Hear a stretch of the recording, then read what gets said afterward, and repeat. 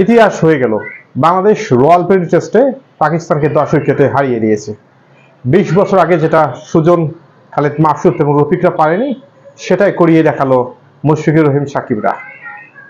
অত্যন্ত খুশির খবর, যেখানে বোর্ড পুনর্গঠন হচ্ছে, যেখানে দেশের পুনর্গঠন হচ্ছে, সেখানে এই মুহূর্তে এই ঐতিহাসিক জয় বাংলাদেশের মানুষকে আবেগে উদ্বেলিত করবে এবং বাংলাদেশ ক্রিকেটকে আরও বেশি ইউনাইটেড করবে। সামনের পথ চলায় এই জয়টা অবশ্যই মনোবল বাড়িয়ে দিবে, এটা আমি প্রত্যাশা করি।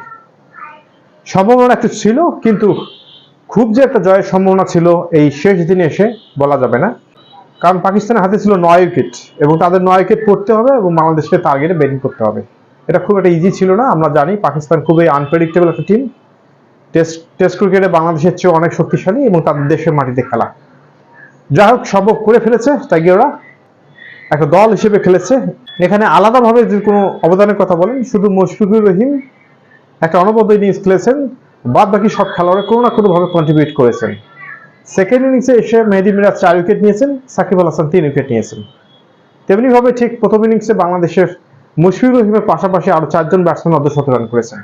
সুতরাং এদের টিম এফোর্ট, অনবদ্য ইনিংস খেলেছেন মুশফিকুর রহিম, তার সঙ্গে সঙ্গে তার সতীর্থরা তাকে সহযোগিতা করেছে ম্যাচটা জয়ের ক্ষেত্রে। এই বিশাল জয় বাংলাদেশের ক্রিকেটকে উজ্জীবিত করবে, নতুনভাবে শুরু করতে সহযোগিতা করবে, এটাই প্রত্যাশা করি। যে জয়টা এসেছে খুব একটা বিরুদ্ধ পরিবেশে এসেছে। সাকিব আল হাসান মারা গেছে আসামি, সেই সঙ্গে সাকিব আল হাসান এই টেস্ট খেলবে কিনা সেটাও একটা প্রশ্ন ছিল, এবং শেষ পর্যন্ত সিরিজটা হবে কিনা। তো বাংলাদেশের আন্দোলন পরবর্তী নতুন সরকার গঠন, তারপরে পরে পাকিস্তানে আন্দোলন শুরু হয় ছাত্রদের। সুতরাং পরিবেশ ছিল খুবই থমথমে। একটা সময় মনে হয়েছিল যে এই টেস্ট সিরিজটা স্থগিত হবে, কিন্তু সব বাধা কাটিয়ে বাংলাদেশের খেলোয়াড়রা যদিও অনুশীলন কম করার সুযোগ পেয়েছে বাংলাদেশের মাটিতে, তারা কিছুদিন আগেই পাকিস্তান সফরে যায় এবং সেখানে তাদের প্র্যাকটিসটা পুষিয়ে নেয়, যার রেজাল্ট, যার পরিপ্রেক্ষিতে আমরা এই জয়টা পেয়েছি।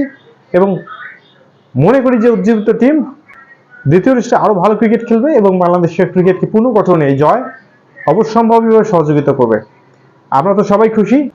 এই খুশিতে বাংলাদেশের ক্রিকেটকে একটা নতুন বার্তা দিবে যে বাংলাদেশ পারে, এবং যদি খেলে বাংলাদেশ খেলার মতো, বাংলাদেশ সবাইকে হারাতে পারে।